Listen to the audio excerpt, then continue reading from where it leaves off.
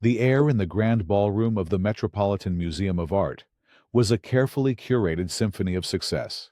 It tasted of champagne and ambition, a delicate blend of expensive perfumes worn by women in jewel-toned silk and the subtle, crisp scent of new money clinging to the lapels of men in bespoke tuxedos. Conversations were a currency, traded in hushed tones beneath the cavernous, vaulted ceilings, a delicate dance of veiled compliments and strategic inquiries, where a single sentence could launch a partnership or sink a reputation. Chandeliers, like constellations of captured starlight, dripped light onto the sea of polished faces, each one reflecting a calculated version of the person beneath. This was the world Elias Vance had learned to navigate, though he had never truly felt a part of it. At 36, he stood apart, not through defiance, but through a quiet, unshakable sense of self that felt almost alien in this environment. His tuxedo, while perfectly tailored, seemed less a costume and more a uniform for a battle he fought every day. He was an architect, but his work was not about erecting glass and steel monuments to corporate ego. He built communities. He took blighted, forgotten corners of the city and breathed life back into them with designs that were sustainable, human-centric, and beautiful. He built libraries in neighborhoods that had none, affordable housing that possessed more dignity than most luxury condos, and public parks that felt like sanctuaries. He was, as the evening's program declared in elegant gold script, a visionary. Tonight, he was to receive the prestigious Hudson Foundation Prize for Humanitarian Architecture, an award that would elevate his firm from a celebrated niche practice to a major player on the national stage. He could feel the eyes on him, curious, envious, and in some cases, resentful. He saw mentors nodding with pride, competitors offering tight, brittle smiles, and potential investors watching with the keen assessment of men who measure a person's worth in future returns. He certainly cleans up well, doesn't he? The voice was a low purr, belonging to a rival architect whose own monolithic designs Elias had publicly criticized as soulless. Elias kept his focus on the stage, where the foundation's chairwoman, a formidable woman named Eleanor Sterling, was speaking. He maintained a placid expression, a mask of calm he had perfected over 2 decades. Beneath it, his mind was a whirlwind of calculations and observations, the same way it processed the complex interplay of light, space, and material when designing a building. He felt a hand on his shoulder and turned to see his own mentor, a kind, aging architect named Ben Carter, beaming at him. "Breathe, son," Ben whispered, his eyes twinkling. "You've earned this. Every single bit of it." Elias offered a genuine, if fleeting, smile, trying to, Ben, just trying to stay upright. Eleanor's voice, amplified by the state-of-the-art sound system, resonated through the hall. His work reminds us that a building is more than brick and mortar. It is the heart of a community, a vessel for hope, and a testament to the idea that great design should serve humanity, not just the bottom line. It is my profound honor to present this year's Hudson Prize to a truly remarkable talent, Mr. Elias Vance. A wave of applause, warm and resounding, washed over him. It was a physical force, pressing against his chest. He felt Ben pat his back, a solid, reassuring gesture that grounded him.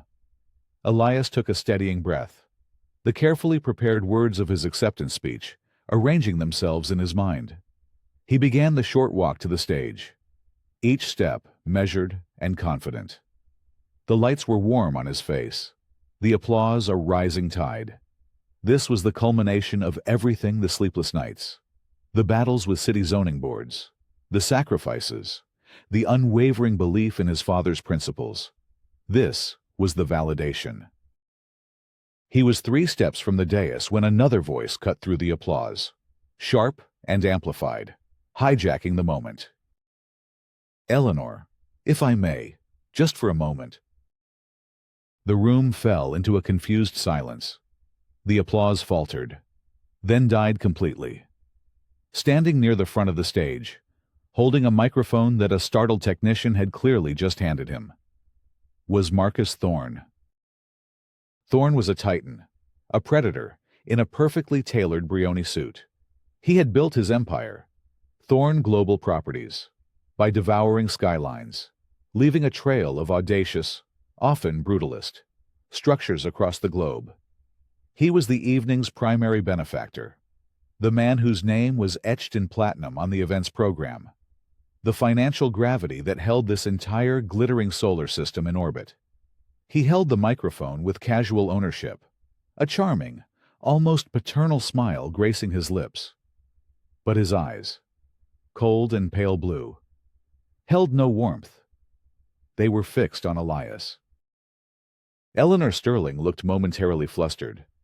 "Marcus, of course, but—" "It will only take a second," Thorne said, his voice smooth as polished granite. Yet it carried an undeniable command that silenced her protest. He turned his smile on the audience, a gesture of magnanimous charm. "I just want to add my own congratulations. In today's climate, it is so very important that we champion voices like Mr. Vance's. So important." He paused, letting the implication hang in the air. The temperature in the room seemed to drop by several degrees. "It's truly wonderful what you've accomplished for your community. Elias," Thorne continued, his gaze returning to the man frozen halfway to the stage. He said the name Elias, with an unfamiliar intimacy that felt like a violation. "Such a passion project. We've all been so impressed with the enthusiasm behind your work. And in an industry that is finally making a concerted effort to level the playing field, to embrace diversity initiatives and give everyone a chance to be seen. Your success is a real testament to that progress." The words were polite. The delivery was flawless. But the meaning was a poisoned dart, fired with surgical precision. Diversity initiatives, your community, passion project. It was a masterclass in condescension, a public assassination disguised as a compliment. In one breath, Thorne had reframed Elias's hard-won achievements not as a product of genius and relentless work, but as a form of corporate charity, a token gesture in the name of social progress. He had painted Elias as the beneficiary of a lowered bar, not the man who had raised it. The silence that followed was thick with discomfort. People shifted in their seats, avoiding eye contact. Elias felt hundreds of pairs of eyes on him, their gazes a mixture of pity, morbid curiosity, and, for some, a cruel flicker of satisfaction. He was no longer the celebrated visionary. He was a specimen under a microscope. But it wasn't the public humiliation that made the air leave Elias's lungs. It was the echo. Thorne's carefully chosen words, the tone, the cadence, the polite, dismissive smile were a ghostly reverberation of a memory Elias had spent a lifetime trying to bury. He was 10 years old, standing in the principal's office, clutching a detailed architectural drawing of a futuristic city he had spent weeks creating. His father, Samuel Vance, stood beside him, a proud hand on his shoulder. The principal, a stern man with a perpetually disappointed expression, had looked down at the drawing, then at Elias, and said, "It's a very enthusiastic drawing for a boy with your background. Elias, a nice little passion project. It's good to see you're keeping busy." The man had dismissed his dream with the exact same veiled language, the same soul-crushing condescension. His father had argued, his voice low and firm. But the damage was done. Elias had never shown anyone his drawings again until he was in college. Now, standing in the glare of the museum spotlights. The 10-year-old boy and the 36-year-old man merged into one. The same searing shame. The same feeling of being seen not for who he was, but for what others decided he was. Thorne was still speaking. So, from all of us, congratulations on this opportunity. The final word was a nail in the coffin. The world expected a reaction, a flash of anger, a stammered defense, a retreat in shame. Elias gave them none. He felt the fury coiling in his gut, a white-hot serpent of rage. But he locked it away in a place deep inside, a vault forged in the fires of 1,000 similar, smaller slights. He straightened his spine. He took the final 3 steps to the stage, his movements fluid and deliberate. He walked past Thorne without a glance, as if the man were nothing more than a piece of furniture. He took the heavy, crystal award from Eleanor Sterling's trembling hands, his own hand perfectly steady. He turned to the microphone, the same one Thorne had used to defile his name. He looked out at the silent, watching crowd. His heart hammered against his ribs, but his breathing was even, his expression composed. The controlled fury beneath his calm exterior was a palpable thing, an electrical charge in the air. He would not give Thorne the satisfaction of a public spectacle. He would not be the angry black man.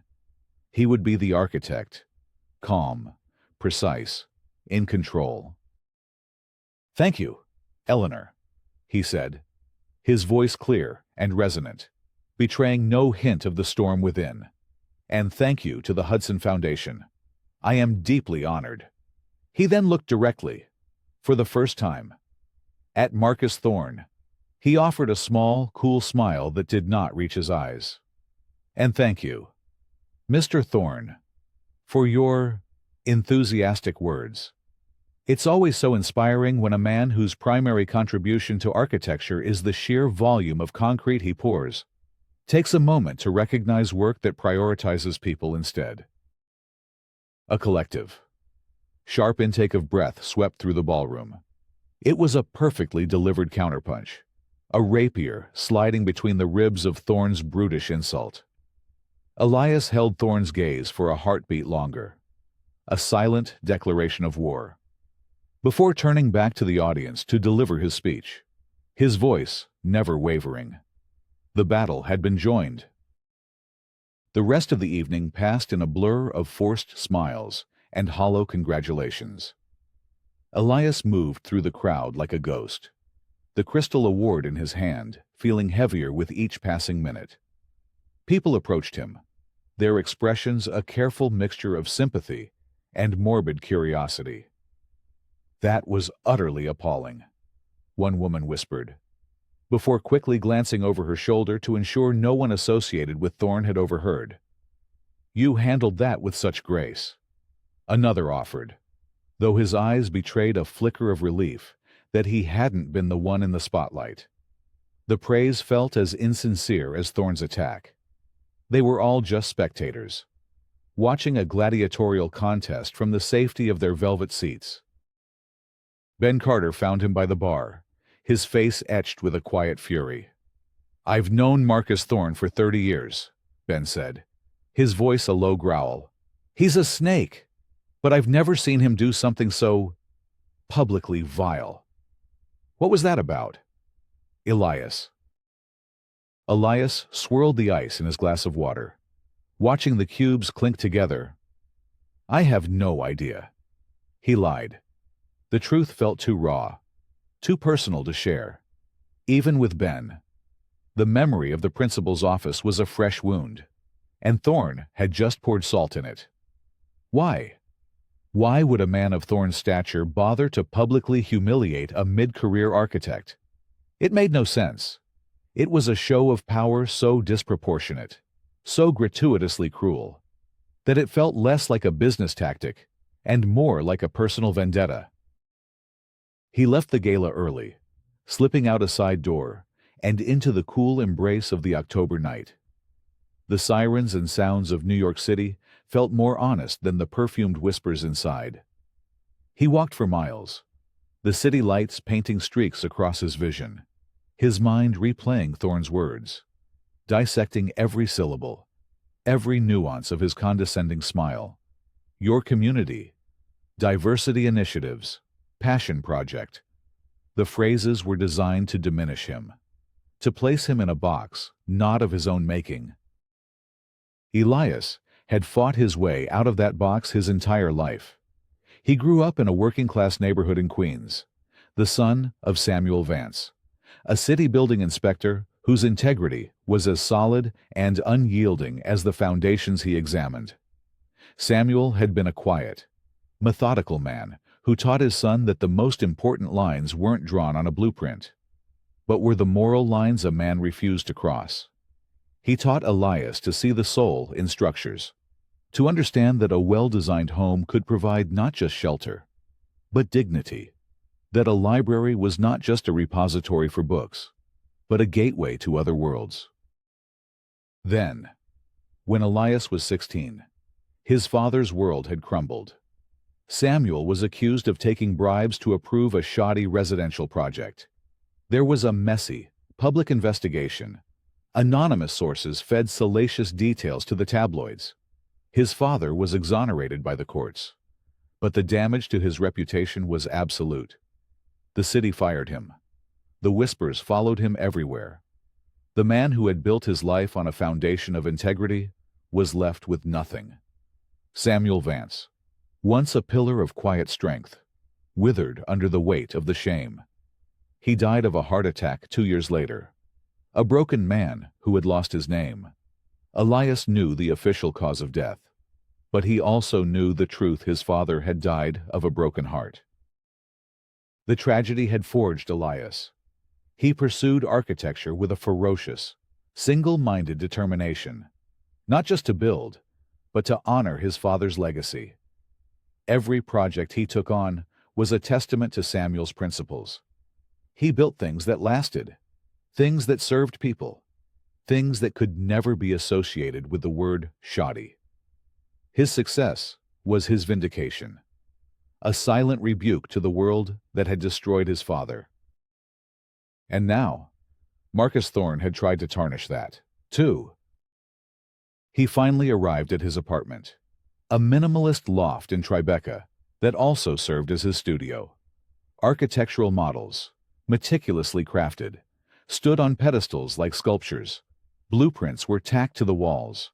Books on urban planning and structural engineering were stacked on every available surface. It was a sanctuary of order and logic, the one place where he felt fully in control. He placed the Hudson Prize on his drafting table, its crystal facets catching the moonlight streaming through the large industrial windows. It was supposed to be a symbol of his triumph. Now, it felt like a monument to his humiliation. He sat down at his computer, the hum of the machine a familiar comfort. He opened a web browser and typed Marcus Thorne. He knew the public story, the ruthless acquisitions, the audacious projects, the carefully cultivated image of a philanthropic corporate statesman. But Elias needed to know more.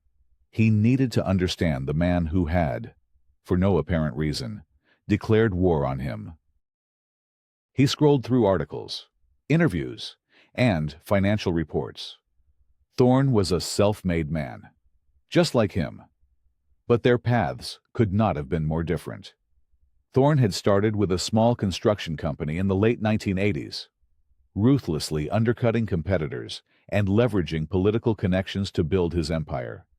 His career was littered with lawsuits, hostile takeovers, and accusations of strong-arm tactics. But he always emerged unscathed, his power and wealth only growing. Elias kept digging, his search becoming more obsessive as the night wore on. He searched for any connection, any overlap between their lives, however tenuous. Nothing. He wasn't a business rival. He hadn't competed with Thorne for a project. Their paths had, as far as he could tell, never crossed. The question echoed in the silent loft. Why him? The answer, he knew, was not on the internet. It was buried somewhere deeper, and as the first hint of dawn painted the sky in shades of gray and lavender, a cold, hard resolve settled in Elias's soul. He would not let this go. He would not allow another man to define him or his work. Thorne had publicly tried to tear down what he had built. Now, Elias would find out what secrets were hidden in the foundations of Marcus Thorne's own life. He would deconstruct the man, piece by piece, until he understood the reason for his cruelty. This was no longer just about professional pride. It was about the memory of his father. It was about reclaiming his own story. Thorne had picked a fight with an architect. It was a mistake he would come to regret. Elias Vance knew better than anyone how to find the structural weaknesses in a facade and bring the whole thing crashing down. The days following the gala were a lesson in the subtle mechanics of power. The attack, as brief as it was, had created a fracture in Elias's professional standing, and the cracks were beginning to show. A promising commission for a new museum wing in Philadelphia was suddenly put on hold, pending a board review. An investor for a large-scale affordable housing project in Brooklyn, a man who had been effusive in his praise just a week prior, was now unreachable. His assistant, offering a litany of polite but firm excuses. Ben Carter called, his voice heavy with concern. "I'm hearing whispers. Elias. Thorne has a long reach. People are spooked. They're saying you provoked him, that you should have just taken the insult and smiled. So I was supposed to stand there and let him strip away 20 years of work in 30 seconds. Elias's voice was dangerously calm. Of course not. Ben sighed. But in their world, you don't punch up unless you're prepared to be knocked out. And Marcus Thorne is the heavyweight champion. Lay low for a while. Let the storm pass. It was sound advice. The logical thing to do. But logic had deserted Elias. The incident had awakened something dormant within him. A need not just for understanding, but for justice. The echo of that childhood memory, now fused with Thorne's public humiliation, had become an obsession. He spent his days maintaining a facade of normalcy at his firm, reassuring his anxious young staff, and projecting an aura of unshakable confidence. But his nights were consumed by a singular purpose. His initial online research had yielded nothing but the polished, public relations version of Marcus Thorne. He needed to dig into the archives, into the undigitized past. He needed someone who knew how to navigate the city's forgotten histories. He needed Julian Croft. Julian had been one of his father's closest friends, a grizzled, ink-stained investigative journalist from a bygone era. He had been a bulldog at the New York Ledger for 40 years, uncovering political corruption and corporate malfeasance before being unceremoniously pushed into retirement when the paper was bought by a media conglomerate. Elias found him in his rent-controlled apartment on the Upper West Side, a place that smelled of old books, pipe tobacco, and righteous indignation. The apartment was a chaotic archive, with yellowing newspapers stacked to the ceiling and filing cabinets overflowing with meticulously organized folders. Julian, now in his early 70s, with a shock of white hair and eyes that had seen too much, listened intently as Elias recounted the events of the gala. He didn't interrupt. He just poured 2 glasses of cheap whiskey and listened. When Elias finished, Julian took a slow sip. Marcus Thorne, he said, the name tasting like something foul in his mouth. I remember when he was just a pissant contractor out of Queens, greasing palms and cutting corners. Always had a knack for making problems. And people disappear. So he decided to make you his new pet project. The question is why? That's why I'm here. Julian, Elias said, you covered the city for 40 years. You covered my father's case. Julian's gaze softened for a moment. I did. and I never believed a word of it. Samuel was the straightest arrow I ever knew. They railroaded him. Son. We just could never prove who was driving the train. I need your help, Elias said, leaning forward. I need to know everything about Thorne, the things that aren't in his official biography. I need to find a connection, any connection, to me or my father. A fire Elias hadn't seen in years flickered in Julian's eyes. It was the old hunger of the hunt. The ledger archives are a mess, but I still have my key. And I have boxes of my own files they never knew about. If there's a skeleton in Thorne's closet, it'll have a date stamped on it somewhere. Their investigation began in the dusty, cavernous basement of the old Ledger building. For weeks, they sifted through microfilm and brittle, yellowed clippings, their world shrinking to the glow of a single reader and the smell of decaying paper. They cross-referenced every project Thorne's early company had ever been involved with, every political donation he had made, every lawsuit he had faced. It was a painstaking process, a search for a single needle in a mountain of haystacks. While Julian dove into the past, Elias knew he needed to prepare for the future. This was no longer a personal quest. It was a potential legal battle. He needed a lawyer, but not a slick corporate attorney from a downtown firm. He needed someone young, hungry, and idealistic. Someone who would see this as a moral crusade. Ben Carter, despite his reservations, gave him a name: Anya Sharma. She was a recent Columbia law graduate who had turned down lucrative offers to work for a small, nonprofit law firm specializing in corporate accountability.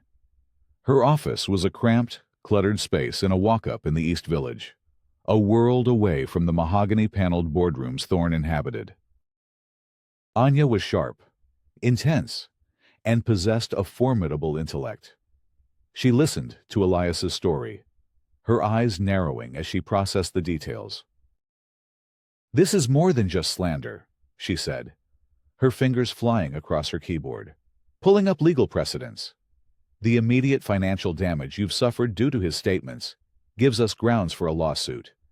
But you're not after money. Are you?" "No," Elias confirmed. "I'm after the truth." "The truth is a difficult thing to win in court," Anya cautioned. "Thorne's lawyers will bury us in motions. They'll paint you as a disgruntled competitor, an opportunist. They'll use his diversity initiative's comment to claim he was praising you, and that you're just ungrateful. It's a classic gaslighting tactic." "I'm aware," Elias said. "That's why we're not going to fight him in his arena. Not yet. I need you to start digging on your end. Look for a pattern. Thorne Global has a history of silencing people, former employees, business partners, community activists. Find them. Someone, somewhere, knows something." Anya's lips curved into a determined smile. "I love a good deep dive." As the weeks turned into a month, a fragmented picture of Thorne's past began to emerge. Anya discovered a series of sealed settlements with former employees, all bound by ironclad non-disclosure agreements. Julian, meanwhile, was chasing a ghost. He found a recurring name in the periphery of Thorne's early projects, a project manager named Elena Soto, who had abruptly left Thorne's company in the mid-90s and seemingly vanished. Elias's own life had become a delicate balancing act. He poured his energy into his firm, refusing to let Thorne's shadow derail the work that defined him. But the nights were haunted. He began having nightmares, fragmented images of his father in his final years, the slumped shoulders, the hollow eyes, the way he would just stare out the window for hours, lost in a place Elias couldn't reach. In one of the dreams, his father was holding an old, frayed letter, trying to show it to him. But the words were blurred, indecipherable. The first breakthrough came from Anya. She had managed to track down Elena Soto. now living a quiet life under her married name in rural Vermont. She was a high school math teacher, a woman who had clearly run as far as she could from the world of New York real estate. After weeks of careful, patient outreach, Anya convinced her to speak with Elias, but only on the condition of absolute anonymity. They met at a quiet diner halfway between New York and Vermont. Elena was a woman in her late 50s, with a guarded, weary expression. Fear was still etched into the lines around her eyes. Even after all these years. "You have to understand," she said, her hands trembling as she held her coffee cup. "Marcus Thorne doesn't just defeat his enemies. He erases them. He ruins their finances, their reputations, their families. You're playing with fire." "I need to know why he has a vendetta against me," Elias said gently. "What happened back then?" Elena took a deep breath. "I was a project manager on the Northwood Tower project. It was one of his first big residential buildings. We were behind schedule and over budget. Thorne ordered us to cut corners. Substandard steel, cheaper concrete mix, falsified safety reports. It was a disaster waiting to happen." Elias felt a cold dread creep up his spine. What stopped it? "An inspector," Elena whispered, her eyes meeting his. "A city inspector who wouldn't be bribed. He was meticulous. He found everything. He put a stop work order on the entire project and threatened to go to the district attorney. He was going to ruin Marcus. Your father. Samuel Vance. He was a hero."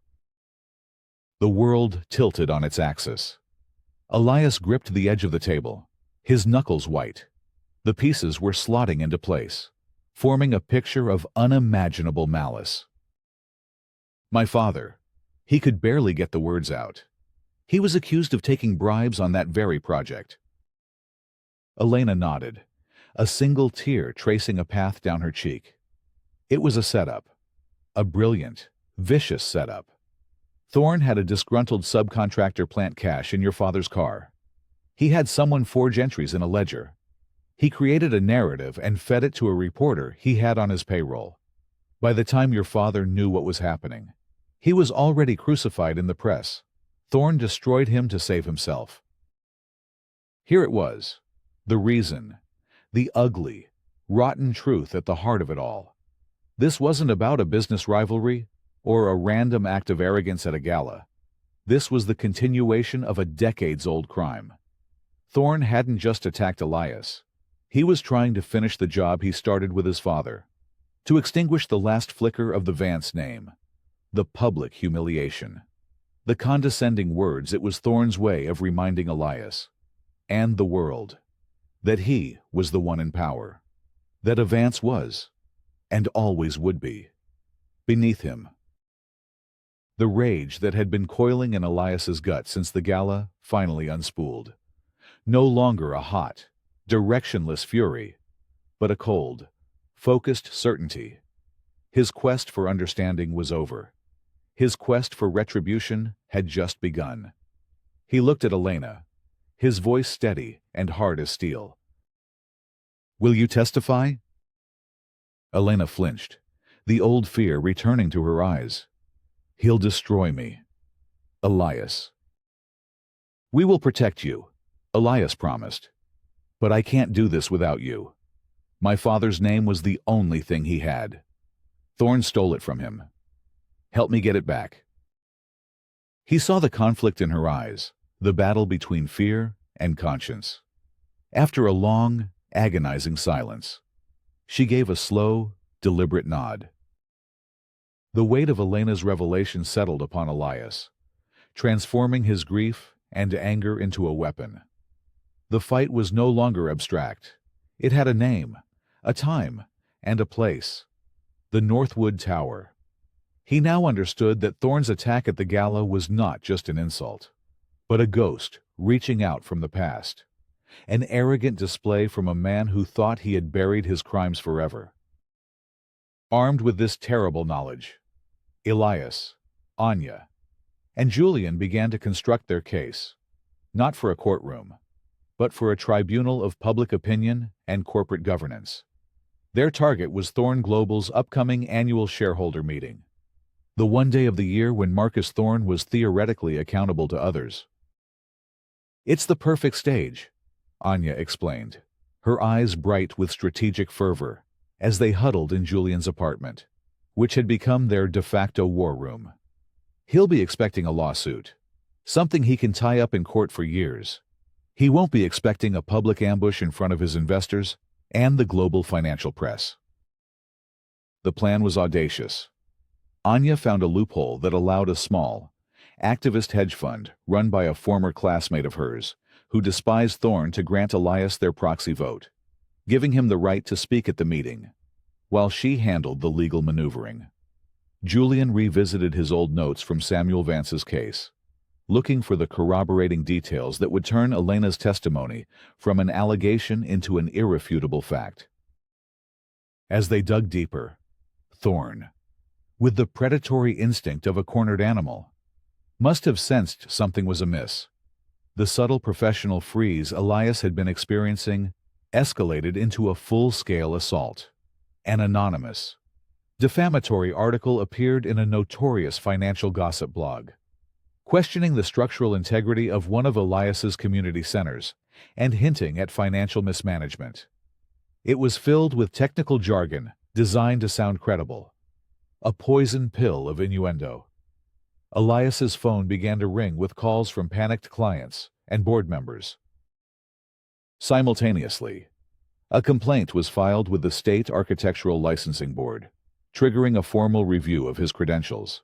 It was a classic Thorne tactic: bury your opponent in a blizzard of legal and bureaucratic battles, bleeding them of time, money, and morale.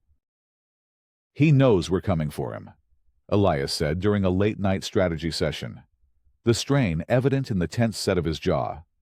"He's trying to discredit me before I can speak." "Let him." Julian grunted, not looking up from a faded city ledger he was examining with a magnifying glass. Every move he makes is just another nail for his own coffin. It shows a pattern of retaliatory behavior. We document it all. The pressure was immense. Elias felt as if he were fighting a war on two fronts, defending his present reputation while trying to avenge the past. The nightmares of his father grew more intense. In them, the letter his father held was becoming clearer. He could almost make out a few words: deeper danger, collapse, not just money. The final piece of the puzzle fell into place just 3 days before the shareholder meeting. Julian, bleary-eyed from days of relentless searching, let out a triumphant roar that echoed through his quiet apartment. "I found it," he breathed, his finger trembling as he pointed to a line item in an old city inspector's logbook from the year before his father was framed. It was a preliminary report from another inspector, one who had died in a supposed car accident just weeks after filing it. The report referenced a previous Thorne construction site, the Westgate Industrial Project, and noted severe structural failures that had been covered up. Attached was a crumpled, barely legible memo. It mentioned a partial collapse during construction that was never reported, an incident that had resulted in the death of a transient worker who had been sleeping on the site. Manslaughter. Thorne hadn't just framed Samuel Vance to avoid financial ruin on the Northwood Tower. He had framed him to stop a man of unshakable integrity from digging any deeper into his company's history, where he would have inevitably uncovered a far darker secret. Elias stared at the documents, his blood running cold. This changed everything. His father hadn't just been a victim of corporate greed. He had been silenced because he was getting too close to a truth that could have sent Marcus Thorne to prison for the rest of his life. The frame-up wasn't just about business. It was an act of desperate, terrified self-preservation. "This is what we lead with," Anya said, her voice a hushed whisper of awe and horror. "Elena's testimony corroborates the corruption. But this is the motive. This is why he had to destroy Samuel Vance at all costs." The day of the Thorn Global shareholder meeting arrived. A gray, overcast morning that mirrored the somber mood in Elias's soul. The event was held in the company's own soaring monument to corporate power, Thorn Tower, on Park Avenue. The lobby was a cold cathedral of Italian marble and brushed steel, designed to make visitors feel small and insignificant. Elias, flanked by Anya, walked through the gauntlet of security and registration, his proxy documents held tightly in his hand. He was dressed in a simple, dark gray suit, the uniform of a man on a mission, not a man seeking attention.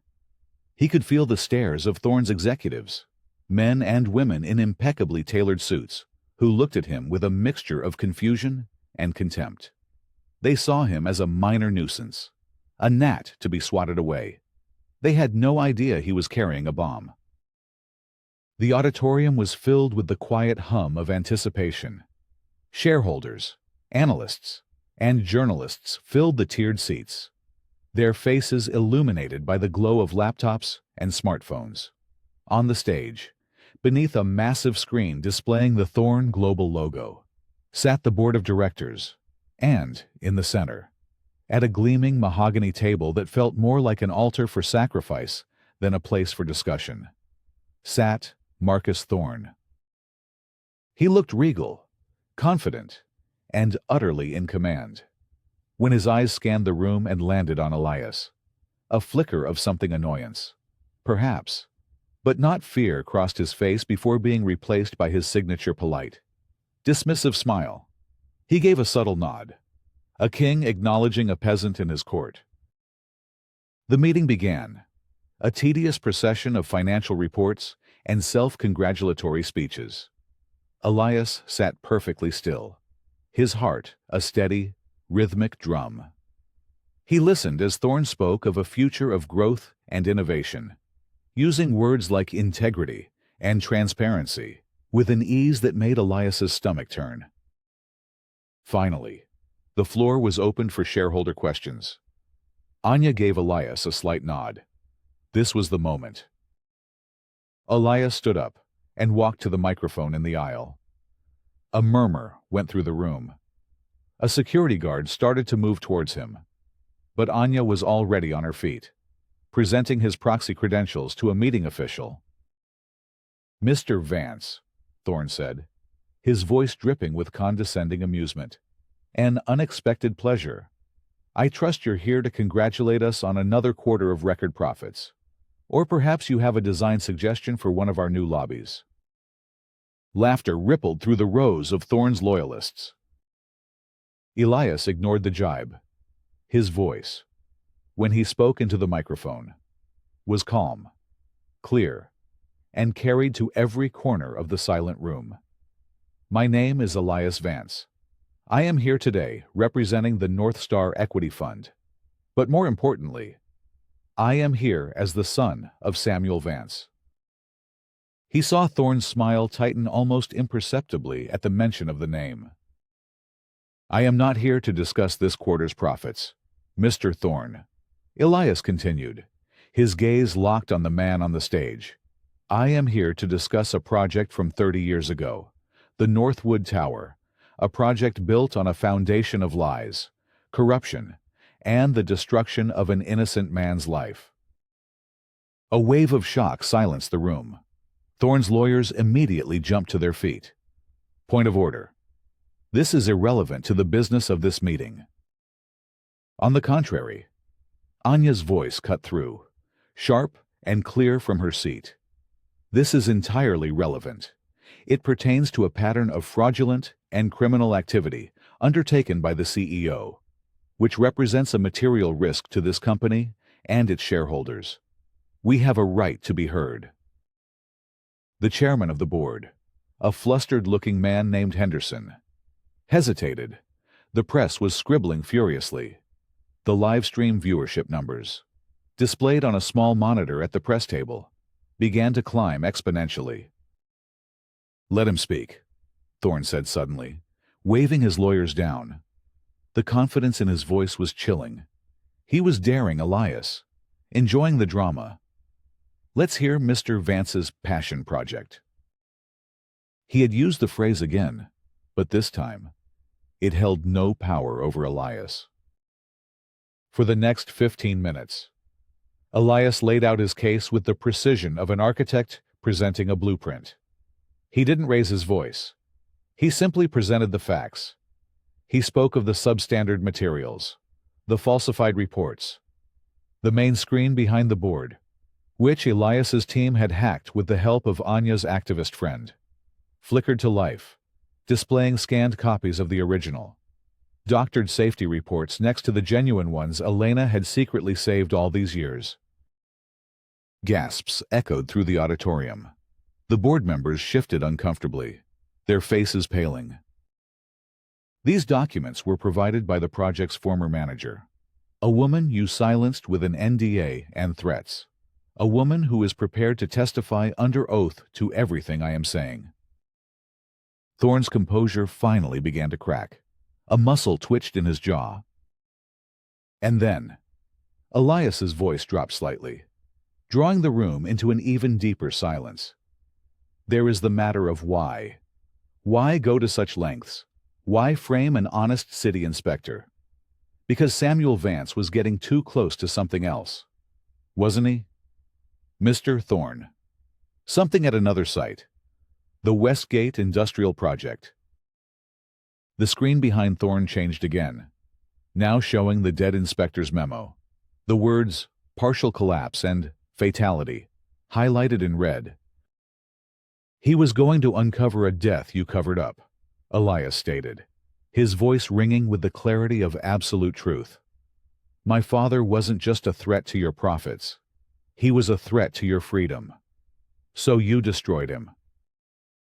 Thorne stood up, his face a mask of fury. This is a fantasy, a pathetic, slanderous attack by a failed architect looking for a payday. His lawyers were shouting, security was moving in, and the meeting had descended into chaos. But Thorne wasn't finished. In his desperation, he made his final, fatal mistake. He grabbed the microphone, his voice a panicked snarl. You want to talk about your father? Your sainted father. He knew. He knew about Westgate. He found the evidence of the collapse. The evidence of that accident. He tried to blackmail me. He said he'd stay quiet about the death if I paid him. That's why I had to expose him for the corrupt fraud he really was. It was self-defense. A stunned silence fell over the room.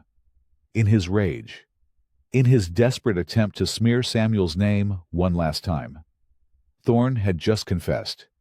He had admitted to the cover-up. He had admitted to the frame-up. He had provided the motive, live-streamed to the entire world. Anya was already on her phone, speaking quietly but urgently. We have a full confession. Send them in. Elias looked at Thorne, a man undone by his own hubris, and felt not triumph, but a profound, aching sadness for the father he had barely understood. His father hadn't been a blackmailer. He had been a man who had discovered a terrible crime and was grappling with how to expose a monster. Thorne hadn't understood the difference. It's over, Thorne, Elias said, his voice just for the man on the stage. Not yet. Thorne spat, a wild look in his eyes. It's your word against mine. A dead man's word. No, Elias said, turning his gaze towards the main entrance of the auditorium. It's not. The heavy doors at the back of the room swung open. Framed in the doorway, looking frail but resolute, stood an elderly man in a simple suit, flanked by two of Anya's legal aides. It was Mr. Henderson, the former construction foreman from the Westgate site, the man who had been paid off and sent to South America 30 years ago, the man Julian had tracked down through a series of anonymous tips and dogged detective work. He began the slow walk down the aisle, every step an indictment. The camera swiveled to follow him. The board stared in horror. Marcus Thorne's face, projected 20 feet high on the screen behind him, collapsed into a mask of pure, unadulterated disbelief. The architect had not just exposed the cracks in the foundation, he had brought in the demolition crew. The immediate aftermath was a maelstrom of controlled chaos. As Mr. Henderson reached the front of the auditorium, two plainclothes detectives, alerted by Anya, entered discreetly and approached the stage. There was no shouting, no struggle. Marcus Thorne, the titan of industry, seemed to shrink before the eyes of the world. His arrogance evaporated, replaced by the hollow, vacant stare of a man whose reality had been irrevocably shattered. He allowed the detectives to lead him away without a word, his steps unsteady, his gaze fixed on nothing. The livestream cameras followed him until the door swung shut, a final, ignominious end to a reign of fear. The auditorium buzzed with the frantic energy of a story breaking in real time. Journalists shouted into their phones. Board members huddled in panicked groups, and shareholders stared at the empty stage, trying to process the corporate implosion they had just witnessed. Elias remained at the microphone, an island of calm in the storm. He felt Anya's hand on his arm, a grounding touch. "We did it," she whispered, her voice thick with emotion.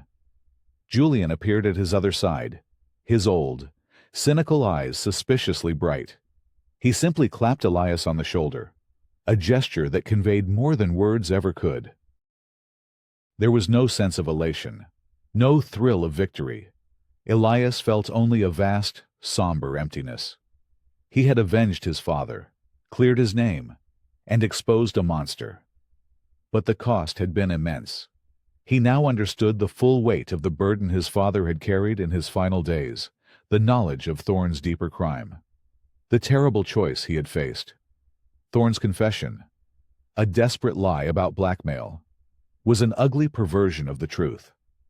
Samuel Vance hadn't been a blackmailer. He had been a man of integrity, wrestling with a truth so dark it had likely terrified him. The falling action was swift and brutal. Thorne Global's stock plummeted into freefall, triggering automatic trading halts.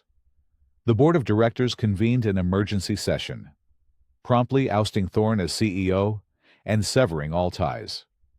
The news cycle was consumed by the scandal, replaying the clip of Thorne's confession and Elias's methodical presentation ad nauseum. Elias Vance, the architect, became an unwilling international symbol of corporate whistleblowing and personal justice.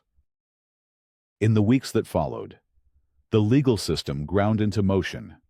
Thorne, facing a mountain of evidence and the damning testimony of both Elena Soto and Mr. Henderson, was charged with a litany of crimes spanning 30 years, from financial fraud and conspiracy to obstruction of justice and manslaughter.